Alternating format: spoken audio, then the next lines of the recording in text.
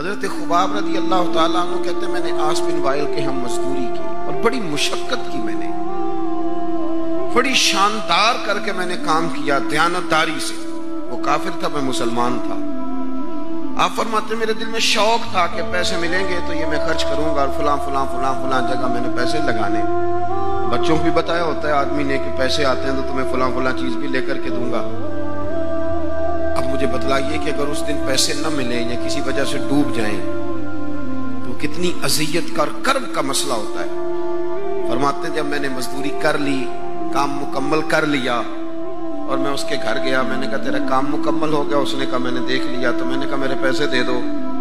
ये देखो ये वो ईमान है जिसके बारे में रब ने कहा वाइज़ा कीला लहुम आमीन कमा आमन अन्नास, इस तरह का ईमान लाओ। हजरत खुबाब कहते हैं मैंने कहा पैसे? तो कहते हैं बड़ा आदमी था ना, नवाब था, सेठ था, चौधरी था, पावरफुल था। तो कुर्सी पर बैठकर हंसने लगा, कहने लगा पैसे तो मिल सकते हैं पर थोड़ा सा मसला है। वो क्या? माज़अल्लाह सुम्मा माज़अल्लाह नकले कुफ्र, कुफ्र न बाशद। कहने लगा अगर आप कलमा पढ़ना छोड़ दें तो पैसे दूंगा, वरना ये पैसे नहीं मिलेंगे। हम ये कह तो देते हैं कि सहाबा ने सब कुछ लुटाया, लेकिन जरा अपने पर और मेरे ऊपर इस बात को लागू कीजिएगा कि आपने मेहनत की हो, कमर दुखती हो, हाथों में छाले हो और फिर वो रकम जिसकी बड़ी जरूरत हो वो रोक दी जाए। तो ये दावे करना, नारे लगाना काम तो आसान है, लेकिन उस जगह अपने आप को खड़ा करें। वो रकम तो तब मिलेगी, तुम तो कलमा पढ़ते हो, तुम्हें कैसे दे दें? यानी उनकी मजदूरियां दबा ली जाती, उनकी तनख्वाहें छुपा ली जाती। कहने लगा वो तब दूंगा।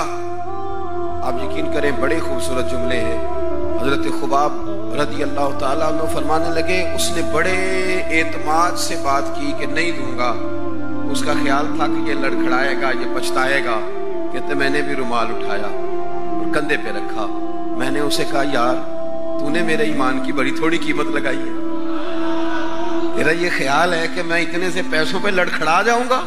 हजरत खुबाब फरमाते हैं मुझे अल्लाह की इज्जत की कसम वो मेरे सारे पैसे दबा गया, ना मेरे दिल में जरा सी रंजिश आई, ना मेरे चेहरे पे जरा सा बाल आया, पेशानी पे बाल भी नहीं आया।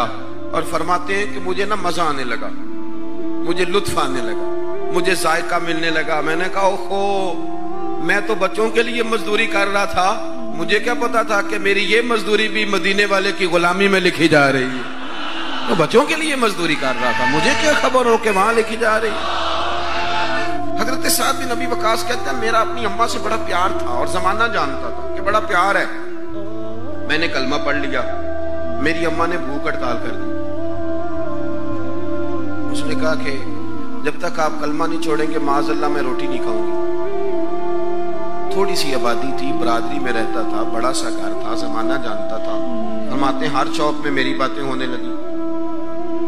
तीसरा दिन हो गया, अम्मा ने रोटी नहीं खाई।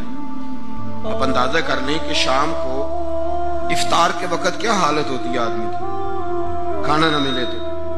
और तीसरा दिन हो गया और बूढ़ी अम्मा, हर चौक में बात हो रही। और साद की अम्मा, और मेरी माँ को भी पता था कि मैं जहां चाहूंगी मुझसे मोहब्बत करते या वहां आएगा। आप फरमाते हैं हर चौक में बात होने लगी, हर जगह लोग जिक्र करने लगे, बातें छिड़ गई, मेरी ही बातें, मेरे ही तज़किरे, मेरे बारे में ही लोगों का जिक्र। फरमाते मैं बड़ा परेशान हुआ, मैं घर आया, मेरे बहन भाई भी मुझसे कहे अम्मा मर जाएगी, मेरे वालिद भी, मेरे दीगर लोग भी, सब रिश्तेदार मेरे गिरदे। आप मैंने कहा कि हम बातें कर देते हैं, आप सुन लेते हैं। कभी अपने आप को उस जगह खड़ा करें कि जब हर आदमी इस स्टेज पे पहुंच जाए कि मैं भाई तू खराबी कर रहा है और इतने सारे लोग जानने वाले घेरा करेंगे तो आदमी कैसे बचाएगा अपने आप। हजरत साद बिन अबी वकास कहते हैं कि मेरे गिर्द शदीद घेरा तंग हो गया और मक्के का दौर है, हालात इतने खतरनाक हैं कि संभाले नहीं संभलते। आप फरमाते हैं जब हद हो गई तो मैंने कहा अम्मा सुनो फिर मेरी बात, मैं तुमसे बात करने लगा। कहते मेरे बहन भाइयों के भी कान खड़े हो गए। अम्मा भी सहारा लेके उठ के बैठ गई कि लगता है कि बर्फ पिघलने लगी, लगता है कि कुछ नरम हुआ है। फरमाते मैं सामने खड़ा हुआ और थोड़े बहुत लोग जो वहां मौजूद थे वो भी करीब आ गए। मैंने कहा अम्मा तेरा और मेरा प्यार जमाना जानता है और दुनिया को पता है कि मैं वो बेटा हूं कि जिसकी लोग मिसालें देते हैं। अम्मा, हर चौक में तेरी मेरी बातें हुई, इन 3 दिनों में तुझे और मुझे डिस्कस किया गया। अम्मा, तू बड़ी कमजोर हो गई, उठ के तुझसे खड़ा नहीं हुआ जा रहा। ये सारी चीजें मेरे सामने आई, बहनों ने रो के दिखाया, भाइयों ने मोहब्बत याद कराई, हर चीज मेरे आड़े आई। लेकिन हजरत साद बिन अबी वकास कहने लगे, अम्मा मैंने अपने दिल का जायजा लिया है, मेरे ईमान ने एक वक्त भी मुझे ये मशवरा नहीं दिया कि मैं अम्मा को मना लूं। फरमाने लगे, अम्मा ये जमाना सारा मौजूद है और लोग खड़े हैं, तेरी एक जान है ना, एक जान। अम्मा तेरी एक जान है, अगर तेरी 1000 भी होती और एक एक करके सारी जानें तेरी निकल जाती तो फिर भी मैं अपने मदीने वाले महबूब का कलमा छोड़ने को तैयार नहीं हूं। अब तेरी मर्जी है तो रोटी खा, चाहे भूख हड़ताल कर, तू उठ के बैठ जाए, लेटी रहे। 1000 जान भी हो, एक एक करके निकल जाए तो ईमान पर सौदेबाजी हो सकती। वाइज़ा लहुम आमिनू कमा आमनन नास, इस तरह ईमान लाओ जिस तरह ये लोग ईमान लाए हैं। हजरत साद बिन अबी वकास ये नारा लगा के ना, नारा मस्ताना लगा के, ये नारा लगा के तो चले गए। हजरत साद बिन अबी वकास चले गए, आप बाहर निकले तो अम्मा उठ के बैठी, कहने लगी रोटी लाओ भाई। उन्होंने कहा, अम्मा जी भूख हड़ताल बस। कहने लगी, मेरा ही तो बेटा है ना, मैंने पैदा किया, मैंने पाला, मैं रग रग से वाकिफ हूं।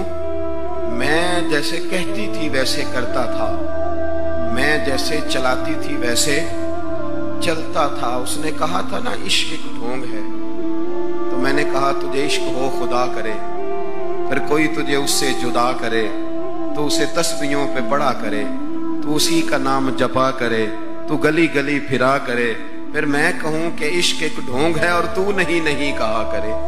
फरमाने लगी कि मैं जानती हूं, मुझे पता है, मेरा बेटा है, मेरी गोद में पला बड़ा है, मैं जैसे कहती थी वैसे करता था, लेकिन अगर मेरे से बढ़कर भी किसी से प्यार करने लगा है तो कच्चा नहीं करने लगा, ये सच्चा ही करने लगा।